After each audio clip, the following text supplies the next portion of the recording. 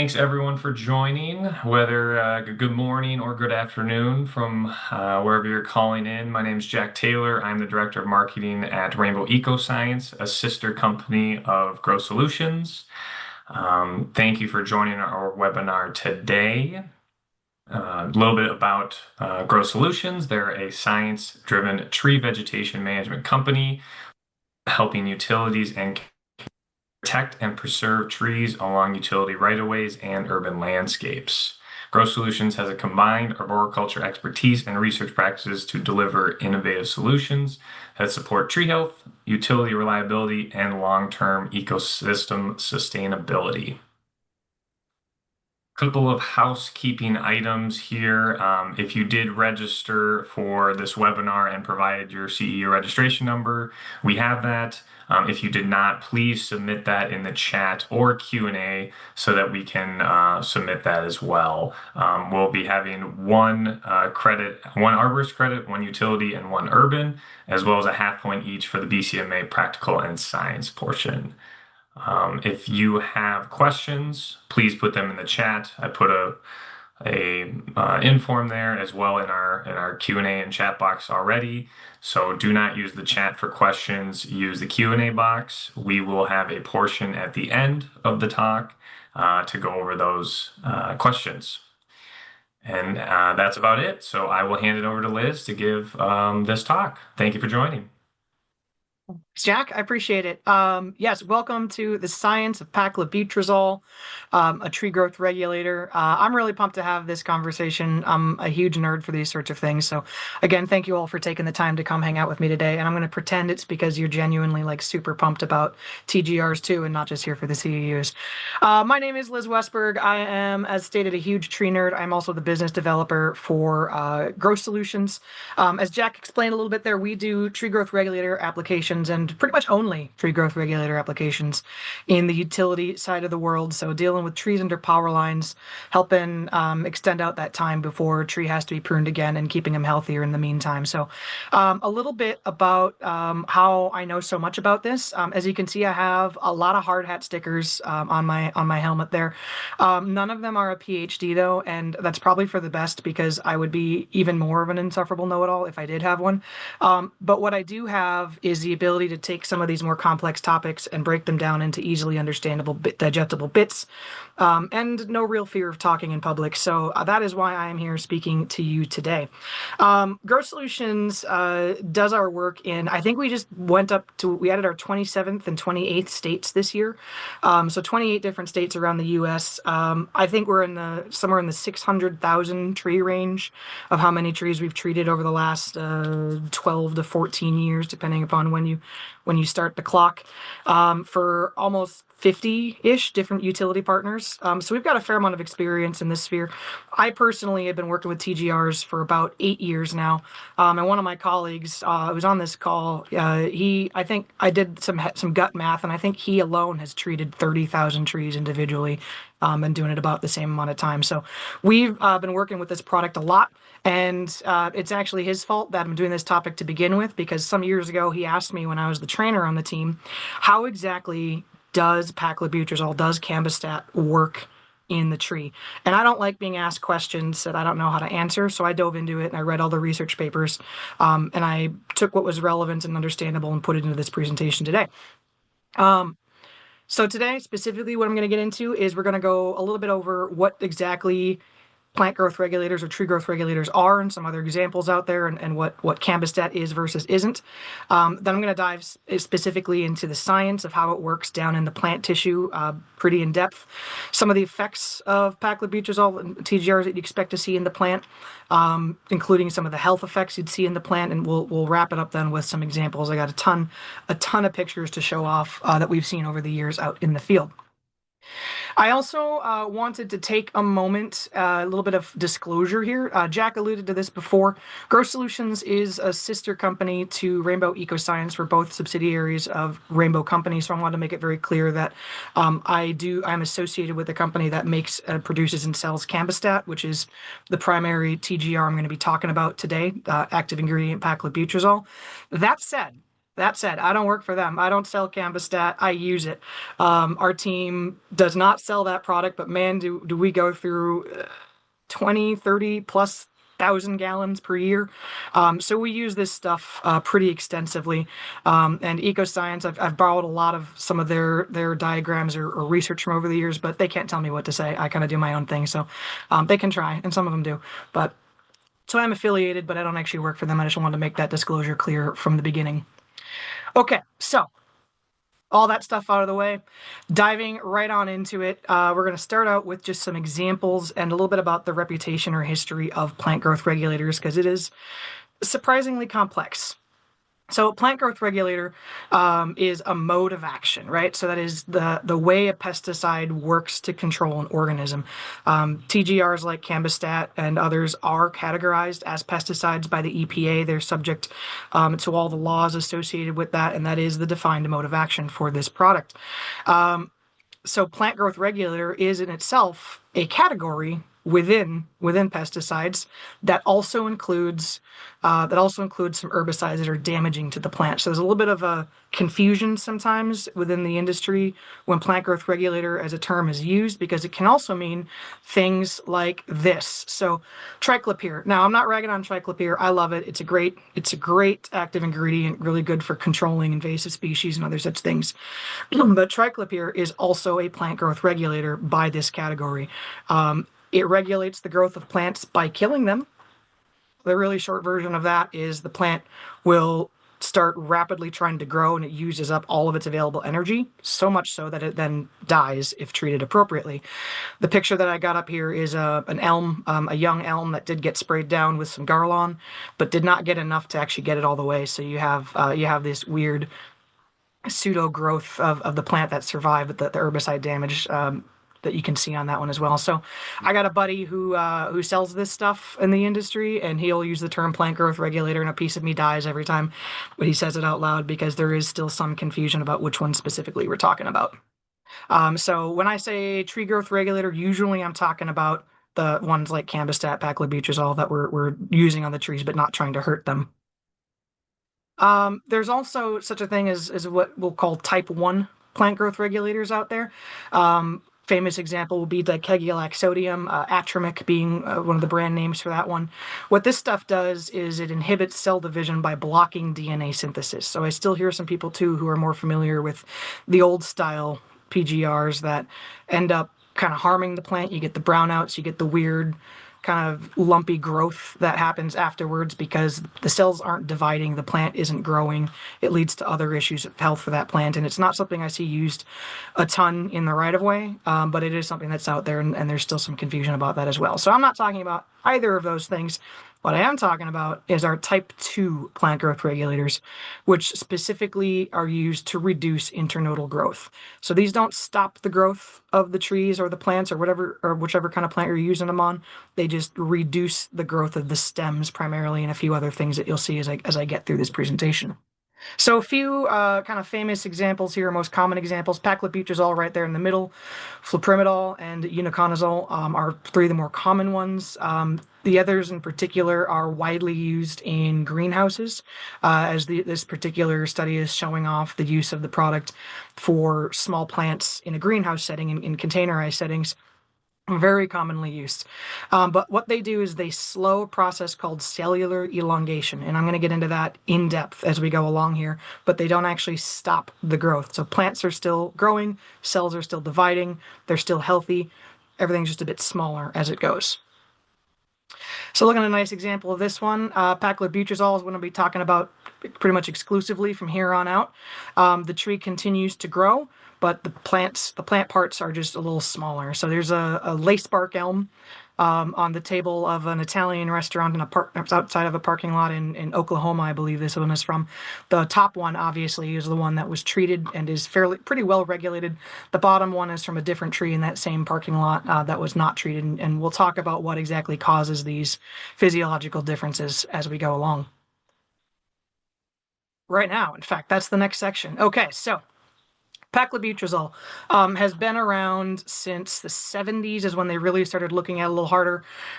It was originally investigated as a fungicide. That trazol ending in the name there indicates that it was shared some similarities to the triazole family of fungicides.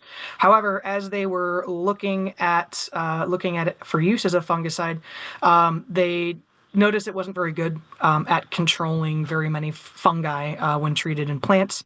There's a couple that it's okay at, but by and large, it's not going to be something that you could ever use to treat Dutch elm disease or oak wilt or anything. It's not going to really have a major effect on those fungi. Um, Instead, what they did notice is that it had a pretty dramatic effect on controlling the internodal growth of that plant. And it gets used outside of the tree care world pretty extensively as well for other types of plant growth. And it's been officially marketed since the 80s, since 85, as a tree growth regulator.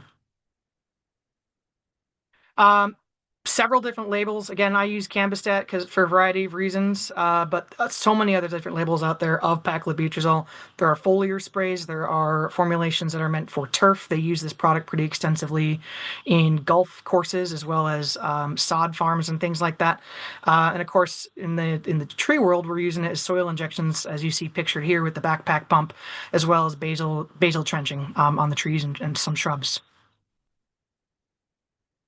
Outside of the tree world, paclobutrazol has a lot of uses for the landscape world. This is an example of a shrub that was sprayed with a similar product. It's called Trimtect. Same active ingredient, and the one on the right here was sprayed with it. The one on the left was not. They were trimmed at the same time, and you see that major reduction in that regrowth. Obviously, in the utility vegetation management world, that's my world, we use this, our company uses extensively on trees in the right-of-way. So we have a row of red maples up here in Oregon right up against those power lines. These were treated 3 years ago, and they're back for their retreatment as that 3 year cycle starts to expire. It's also pretty extensively used in the plant healthcare world for regular arborists, and I'll get into that a little bit later on as well. So, kind of the expected responses you could see in a tree that's been treated with Paclo or with Cambistat is reduced internodal and reduced diameter growth. So, you can see here in this oak, this is a fairly slow-growing species. So we've got maybe 6 inches of growth the year before it was treated, and then even 1 year after treatment, you can see that's already been reduced down to just a couple inches. The examples get much more dramatic from there, but this is just a great picture showing off what I mean specifically when I'm talking about that internodal growth. Another thing you'll see is the leaves tend to be greener and maybe a little smaller than untreated trees. This is from that same row of red maples, the treated one being the smaller, greener one, and a same species, same parking lot, different tree, that's a red maple that is not as small or green. One of the other things we'll see too, in some species, not all, but in many species, you'll actually see increase in flowering. So a similar thing with the shrubs that were sprayed with Trimtect here, the one on the right, has a lot more flowers and a lot less of that leafy regrowth on the one on the left. And another big one that we'll see is an increase in fibrous root growth. I'm not talking about the big structural transport roots, just the little tiny hairs that take up the water and the nutrients with other beneficial health impacts for the tree.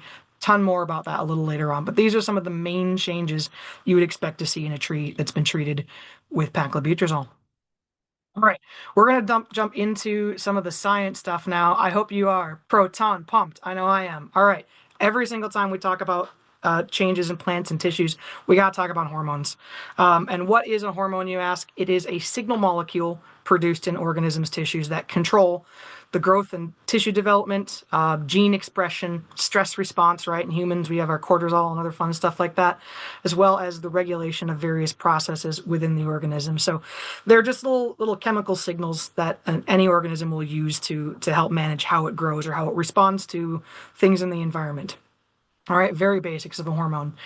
If you ever attend one of my talks at an ISA conference or anything like that, I tend to travel around and go do a lot of those. So many of them, I'm going to ask a question. Can anyone name the big five classes of plant hormones? So if you happen to be at one of those talks, prepare yourself or Google it ahead of time because I'm going to ask it and I might have a prize. Anything from a candy bar to a really sweet DBH tape. So you've been warned. If you see me again, prepare for that. I can't ask for feedback today because I can't unmute you guys, which is probably for the best. But here are the five. abscisic acid, auxins, cytokinins, ethylenes, and gibberellins. There's actually like 20 plant hormones, 20 some, it's like 24, they keep adding them. And there's supposedly seven we're supposed to care about now, but I won't change. We're just going to look at the five. The two that we care about today are going to be gibberellins and abscisic acid. So those are the two main hormones that I'm going to get into today, what they do and how cambistat and paclobutrazol affect them. So gibberellic acid is the main one because paclobutrazol is a gibberellin inhibitor. That's what it's classified as. That's what it's going to be listed as in all of its use cases. So gibberellins, gibberellic acid or gibberellins are responsible specifically for cellular elongation, for that internodal stem growth that I was talking about earlier. Gibberellins do a few other things, and one of the things they do is play a role in dormant bud activation and epicormic sprouts, which I can and will talk about for hours at a time, just not today. But they're a really big important factor of why trees grow back so rapidly after they've been pruned, and why that process is important to target with this product. So internodal growth, as I mentioned before, is going to be that space between these nodes or these buds. And the best way to really measure it year over year is to locate the terminal bud scars from previous years, which is going to be a ring of lines on the outer twigs of a tree. We have a person whose big part of his job is to go and look at trees that we treated 3 years ago and look at these growth patterns and figure out how much that tree grew back in previous years. So the other thing about internodal growth then is it's going to be most dramatic up at the top when the tree is pruned, and it's going to be most dramatic up at the top part of its canopy. So when the tree is pruned, there's a change in that hormonal balance, and I'm not going to get into it a ton today, and save that for another day. But the hormones change, the sunlight activates these dormant buds, and then the tree gets in competition to retake that valuable canopy space as fast as it can. So that's why that, in a nutshell, why that growth happens so quickly. Under normal circumstances, the cells divide and they grow, and you can tell these are plant cells because they're shaped like bricks. When a tree is pruned, the gibberellin production kicks in and they get stretched out. That's why those branches are usually so long and kind of stringy, is because they're just growing long and fast. And it's not that they're growing quicker, it's that the cells are longer, so it seems that way. When you inhibit that gibberellin synthesis with paclobutrazol, instead of those cells elongating or stretching out, they stay small and compact. So again, the tissue still grows, the plant is still producing all of its normal functions. It just remains smaller.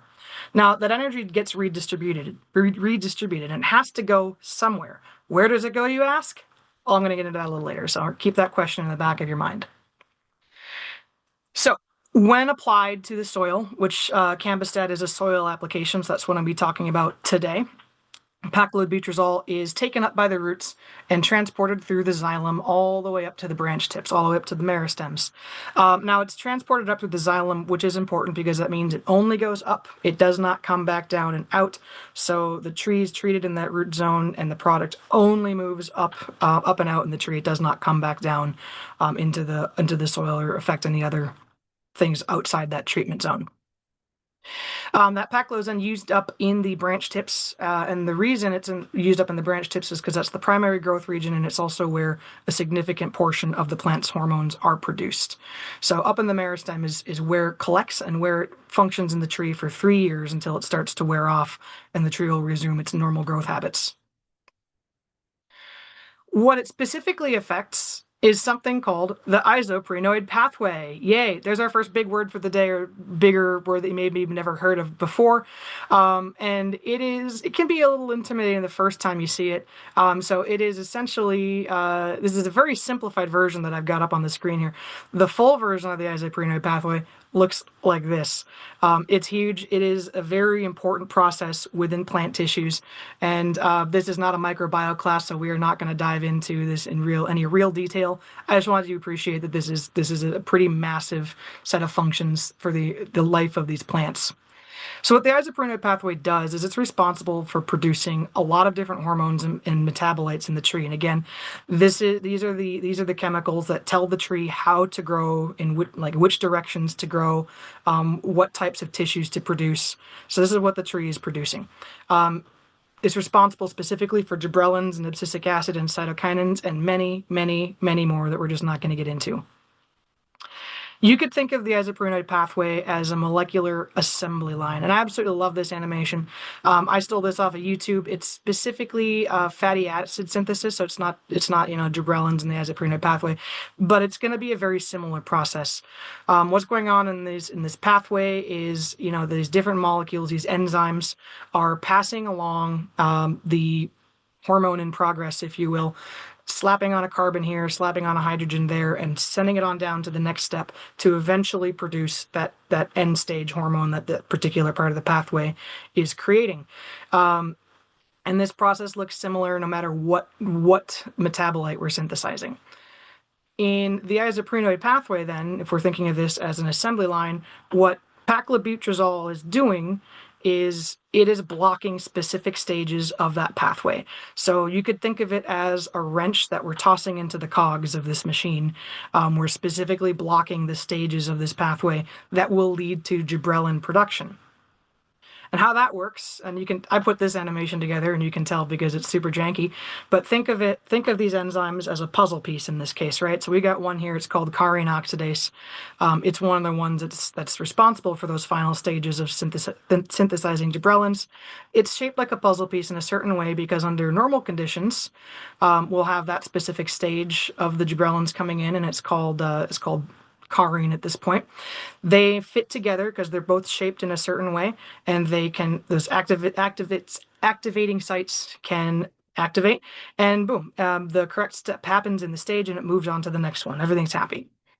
What paclobutrazol does is it gets thrown in there and it's shaped in such a way that it fits right in that active site, and it prevents those gibberellins in progress from being able to bind to that site and continue on in the stage. So essentially it blocks those specific steps. And this is, of course, not unique at all to paclobutrazol. This is how a lot of medicines work that humans and animals are prescribed. It's a pretty well documented process, but this specific step is what's going on with paclobutrazol in plants. Want want. And this is what that looks like in a bit more of a high definition render here. This is actually the carine oxidase, and Paclo fits right in there in that active site and prevents those next steps from happening. Very well researched, that portion of it. So I said this is essentially an assembly line that synthesizes gibberellins and other molecules. So if we're blocking the stages that go specifically to gibberellins, all of that stuff that's in all those metabolites that are already in progress, they have to go somewhere. We're essentially causing a backup on this conveyor belt, and they have to go somewhere else down a different path, a different branch of that pathway to become something else. So where do they go? I asked earlier. Here. Chlorophyll production and abscisic acid are the two primary ways that we see evidence of this change in that pathway.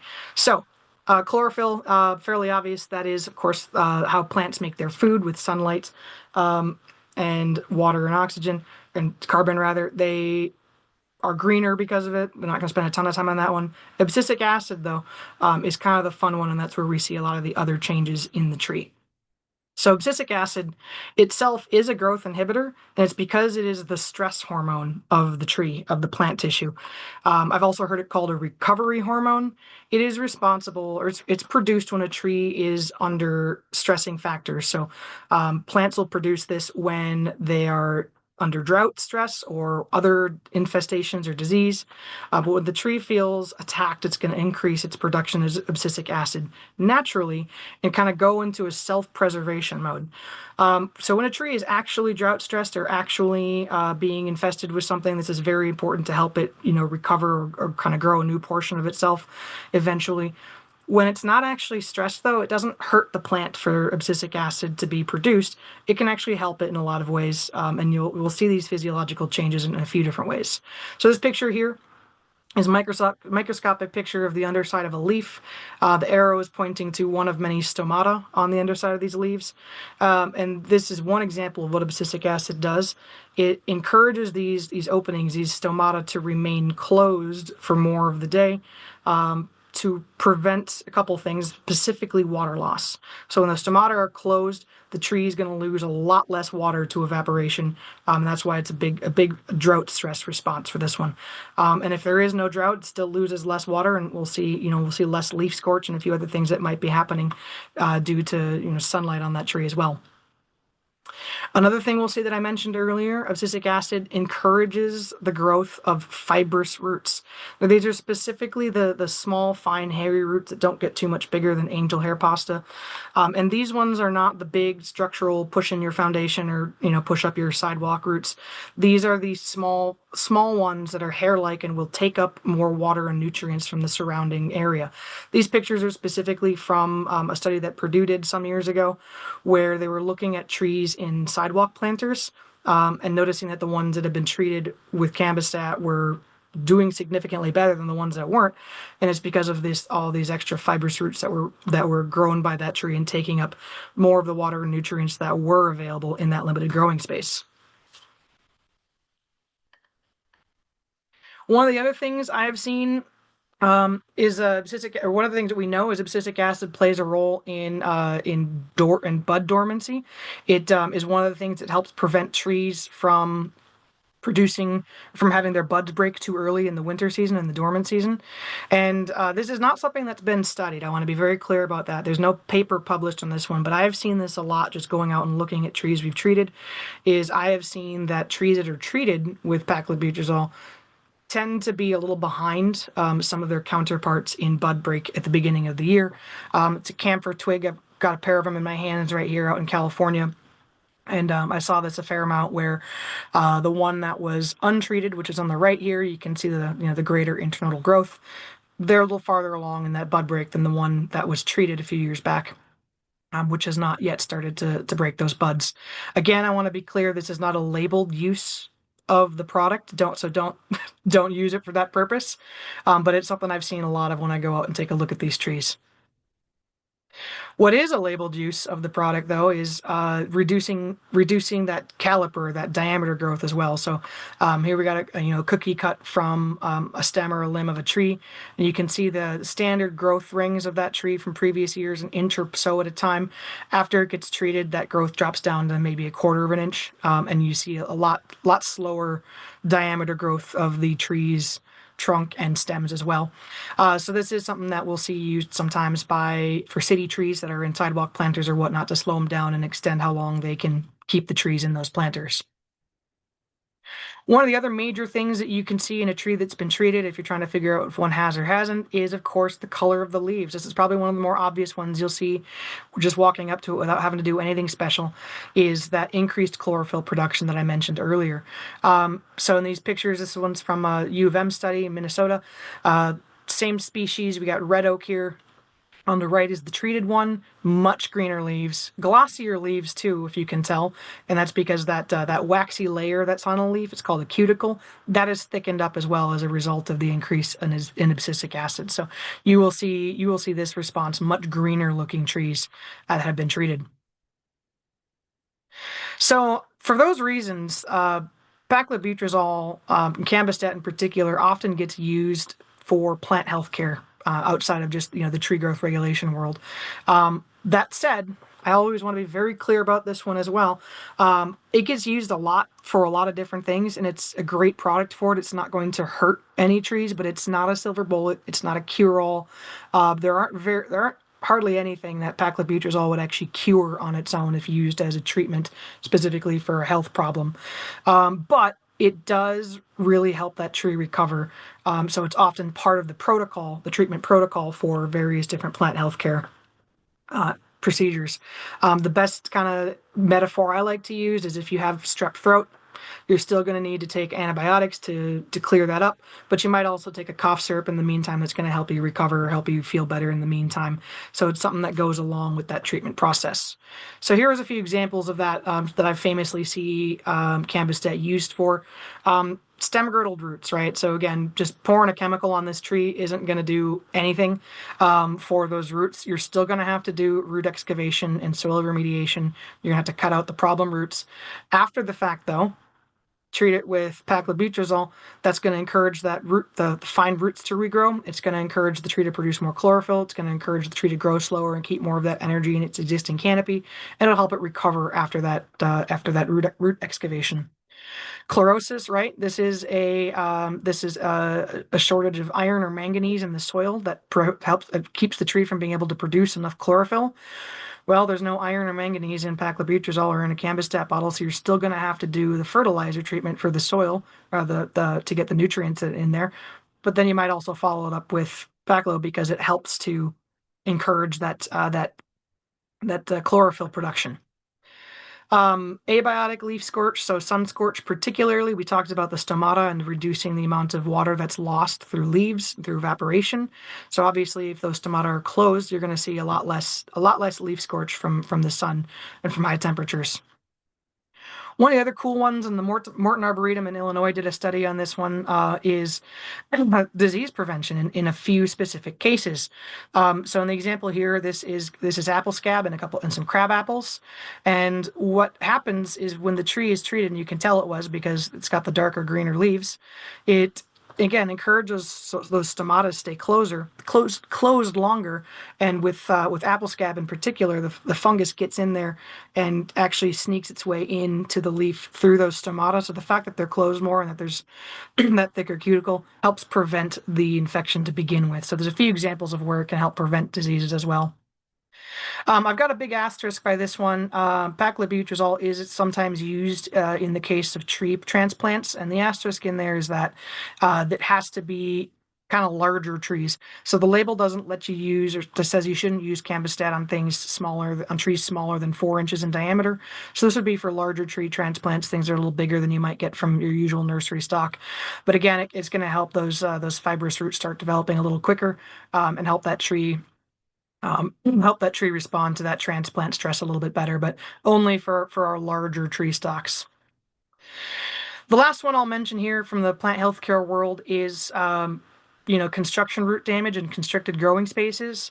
And again, kind of big asterisk on this one is, as we all know, once the tree's roots are severely damaged to the point where you're seeing decline in the tree's branches and leaves, it's probably already too late for that tree. And at this point, everything you're doing for it is a Hail Mary pass.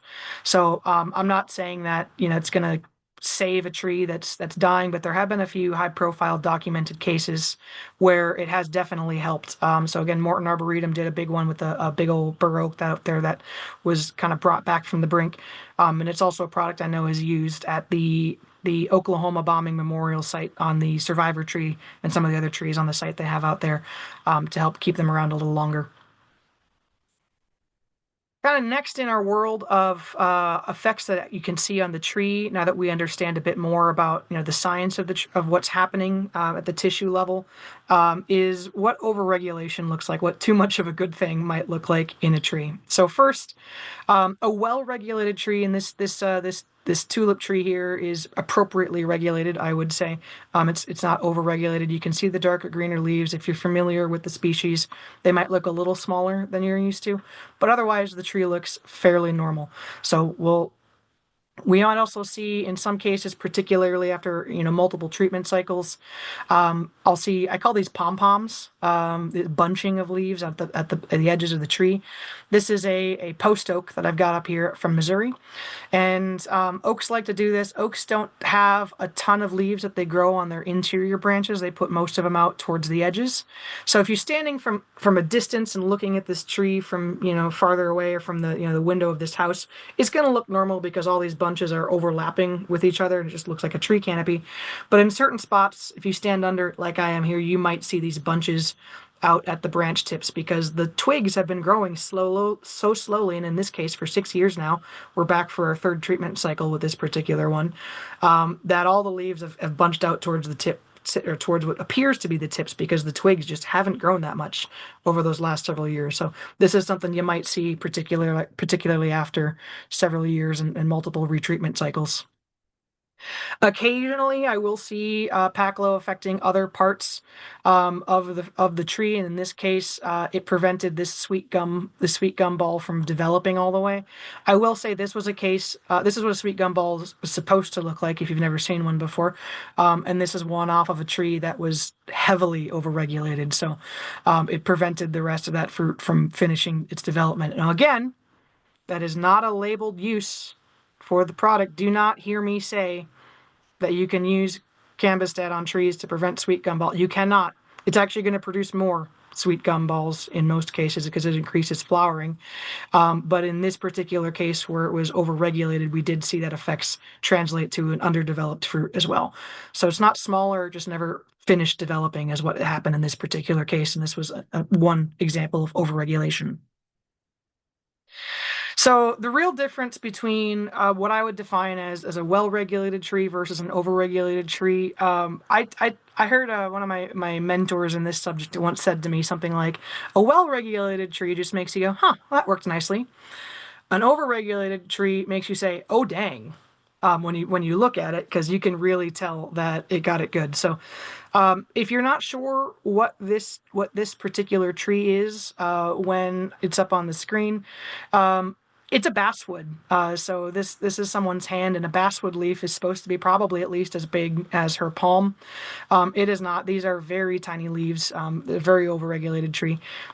Not common for basswoods in particular. I tend to see it's not one of the more sensitive species, so not sure what happened with this one. Most commonly when we see it, it's human error or overdosing, or maybe double dosing if something happened in record keeping and it got treated twice.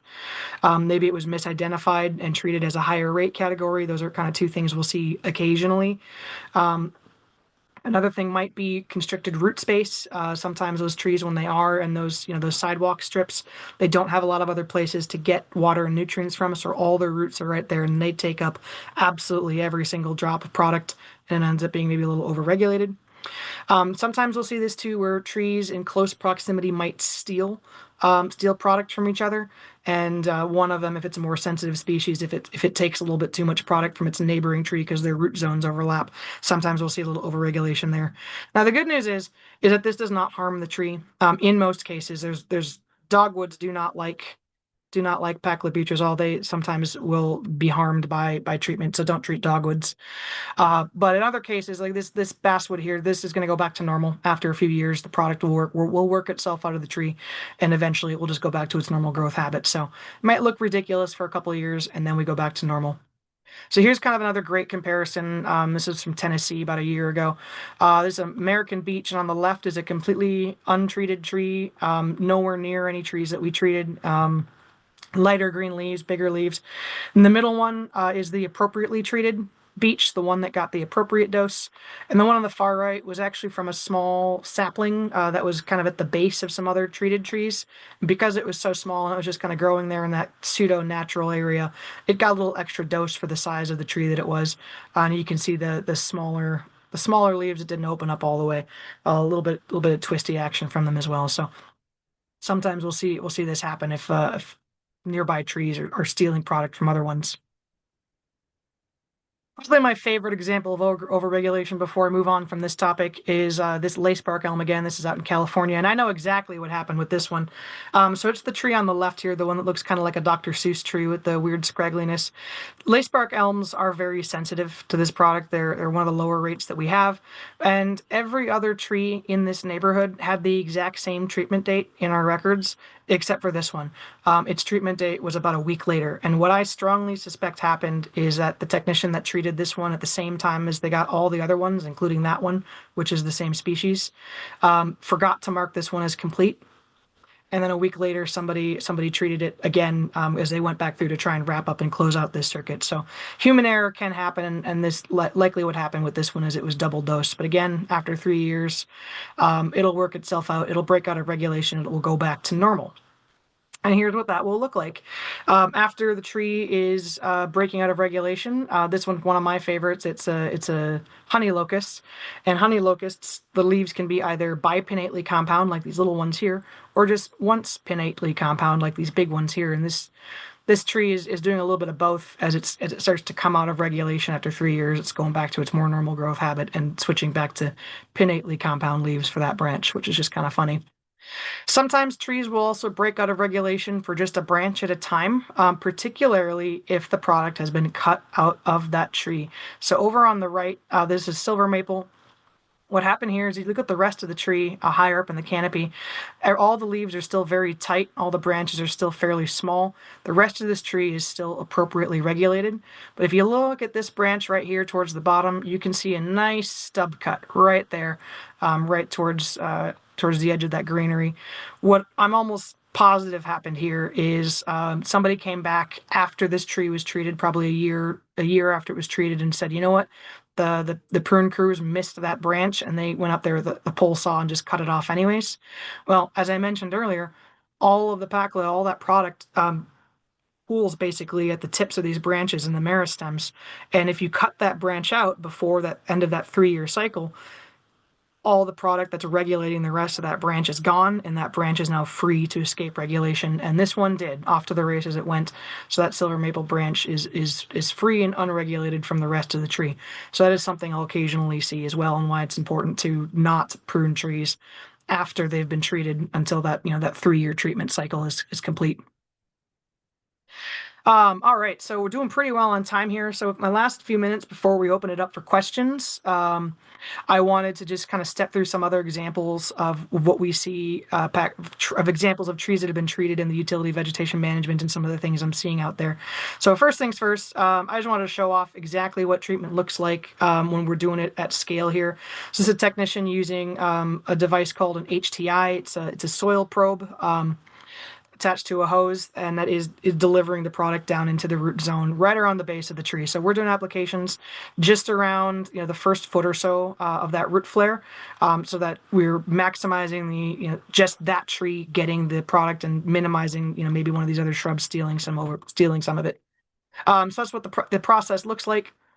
And here's some of the results. So one of my favorite examples here is where you get a nice side by side of a tree that was and wasn't treated. Over on the left is a live oak 1 year after treatment. You can see that canopy is much darker. You can see there are very few sprouts coming up from this tree.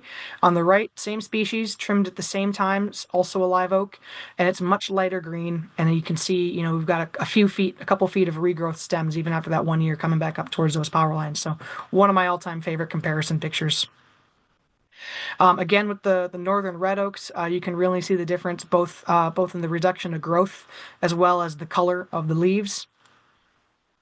Here we have a pair of sweet gums out in Oregon, and the one on the right, there's a shadow at play here as well, but even if you look at the parts that are in the light, you can see just how much darker those leaves are, how much kind of denser that canopy looks in this case, versus the one on the left, which is far enough from the power lines that it wasn't pruned and it wasn't treated. But you can still see the difference in just the growth habit as well as the color of that tree. Shreveport, Louisiana, another great example of this one's a water oak, and water oaks are one of the faster growing oaks. So the fact that this one has made it 4 years and has only really just now started growing back towards that 3 phase is pretty impressive. So this is a great example of one that held really, really well over the course of 4 years, which normally we say 3, and then you should retreat it. Here we have a line of red maples out in California, and again, you can see just how tight that canopy remains. This is another example of what I might call bunching. So red maples, rather than bunching their leaves in pom-poms like that oak I showed you earlier, these ones tend to bunch them in these fingers that curl up. This is something I see from a distance, is these little curved up fingers of leaves, and they're staying pretty tight to the tree in this case. Again, 2 years after treatment and pruning, and they've hardly grown back at all. A shingle oak out in Springfield, Missouri area. This one's a side prune, and shingle oaks are again kind of one of the quicker growing red or oak species. And 3 years later, and it's come back maybe a foot or two. Hasn't gotten near this single phase at all. One of my favorite examples is the catalpa, because they stop dead in their tracks. Great results on catalpas, maybe a few inches of growth, and this is still 3 years later. This one's out in Utah, and it still held almost the exact shape of that L-shaped prune it was given 3 years ago. White oak out in Virginia. The one I'm looking at here is where you see that kind of that overhang and that C cut. Again, hardly any growth back from there. A Norway maple, 5 years after treatment. So you can see if you look at the top parts of the canopy, this one is breaking out of regulation. You can see the branches starting to space out a bit. But it held really well for those 3 years, and even 2 years after it should have been retreated again. It's still just barely starting to grow back in this case. Climate will obviously play a factor in this. Utah is obviously more of an arid region. How well a person might water their lawn can play a factor. Typically, what we'll see is in warmer climates and more humid climates in the south, they break out of regulation maybe a bit more dramatically right at that 3 year mark. And in more arid or northern regions, they may hold on a little bit longer. So climate definitely plays a factor when we're looking at this. Row of Shumard oaks out in Texas underneath an overbuilt set of lines. 5 years, and again, you can just now start to see those tips are starting to break out and start growing back up towards the lines. Row of red oaks out in Kentucky, just now starting to break out as well. And I think it's one of my favorites, this cluster of hackberries underneath this sub-transmission line. 2 years later, hackberries are wild. They usually grow back crazy fast, but these ones have not really moved much at all.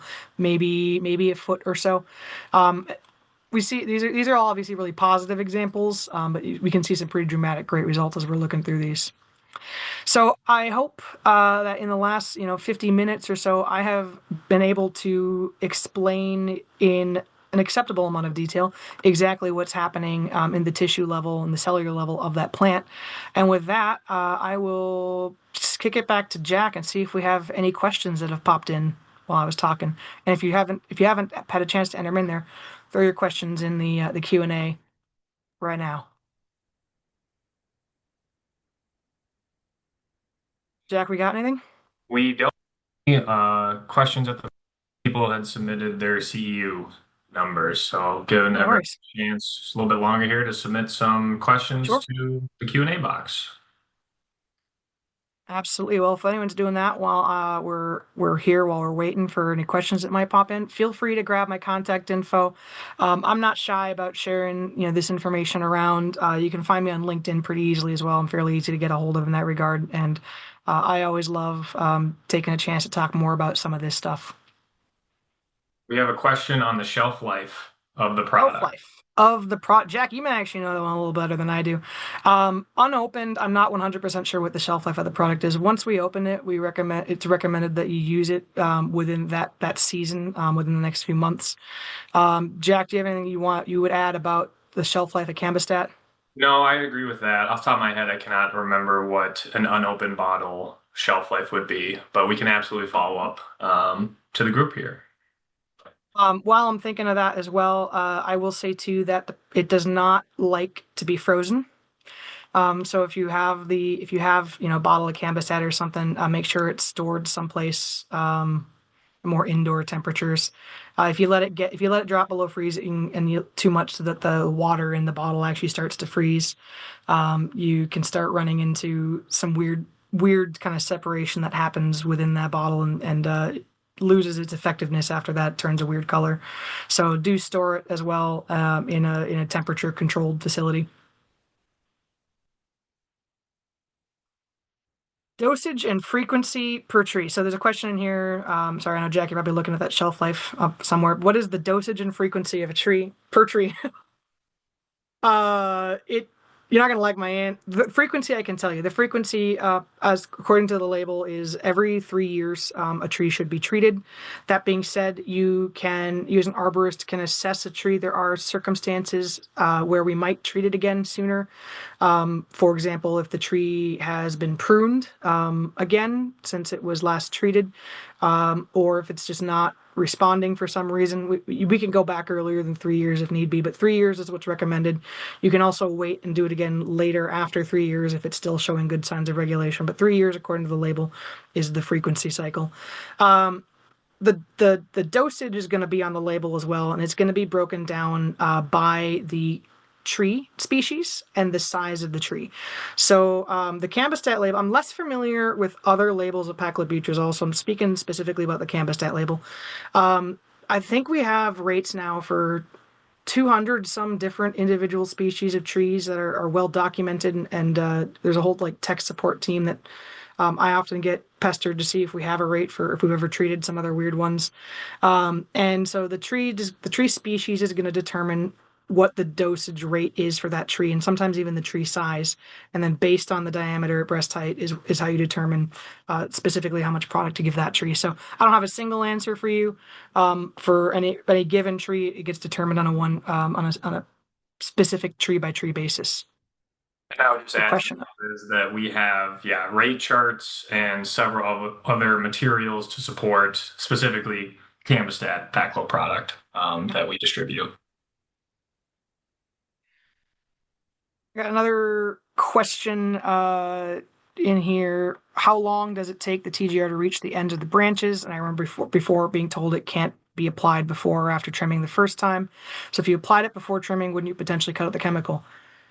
Potentially, yes, is the key word there. Potentially. So the speed at which it transfers up to the branch tips is going to again depend on the species of the tree and the climate. It can go pretty fast if you're in a southern climate, like we're doing workout in like central or southern California. It could be up there within a matter of days. It could take weeks in slower growing regions.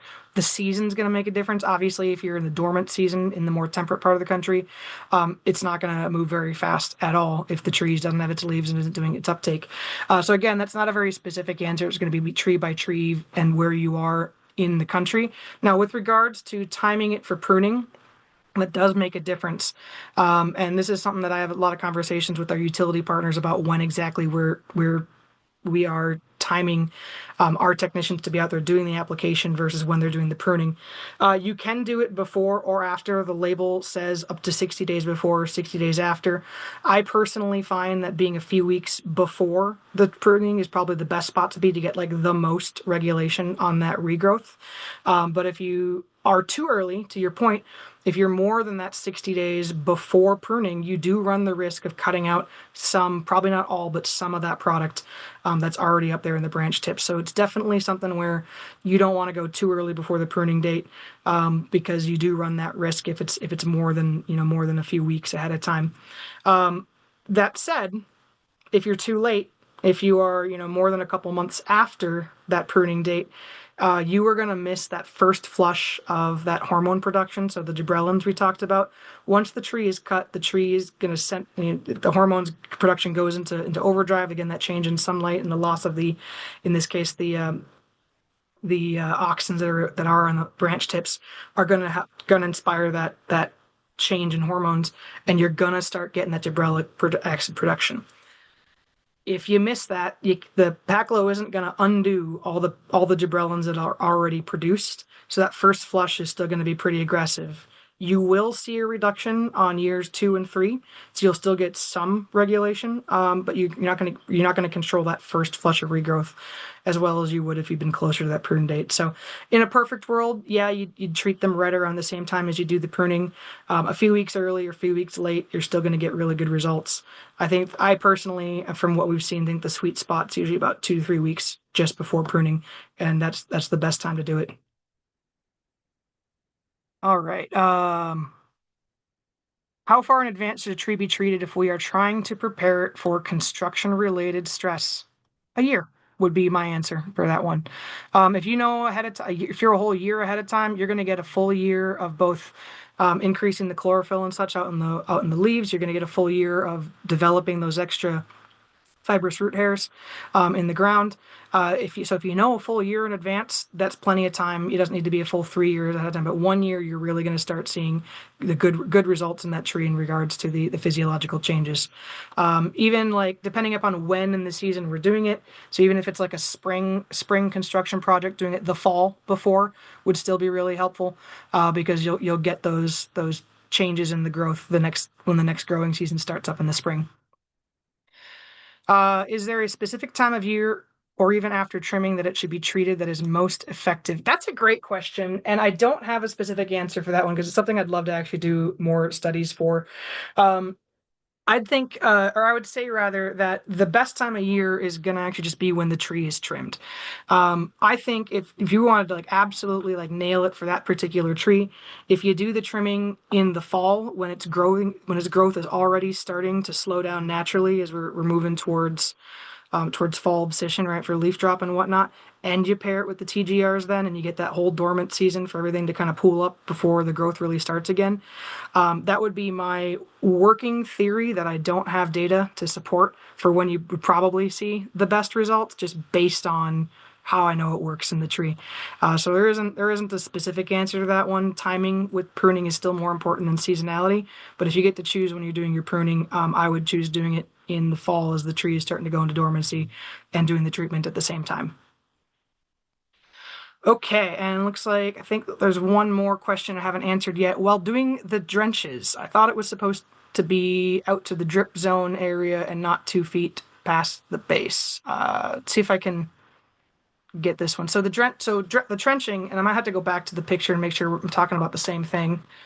How far back this one is, I do not recall.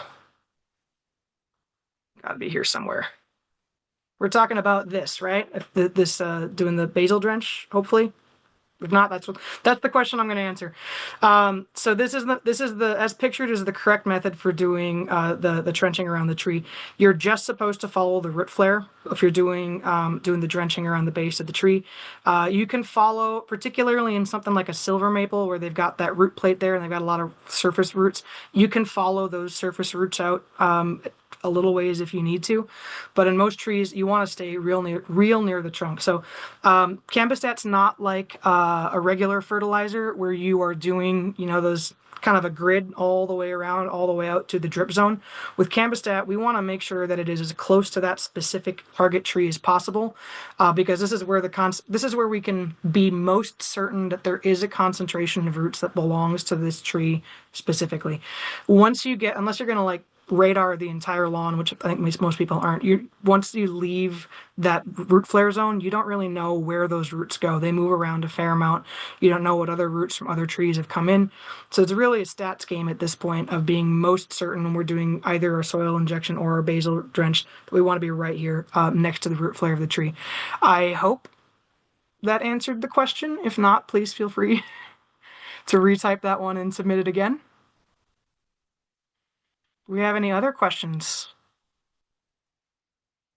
Not at the moment. I was digging up the unopened product question there, and based just on a general rule of thumb, Liz, about 3 to 5 years for any unopened liquid products from us. Good to Um, know. I don't think we've ever let a bottle sit in a van for that long. In our case, we go through it really fast. They usually don't make it past a few months for us. So 3 to 5 years unopened. Did it say anything specifically about opened? Because again, we say like within the same season that you opened it. the same season, about 12 months a year. Yeah. Yeah. And again, climate controlled, or at least not too cold, not too hot. Yep. Yep. And that's the same for for unopened. Yeah, definitely. 40 to 100 degrees or something like that. You don't want to go too hot or too cold. Correct. Not direct sunlight, all that kind of stuff. So.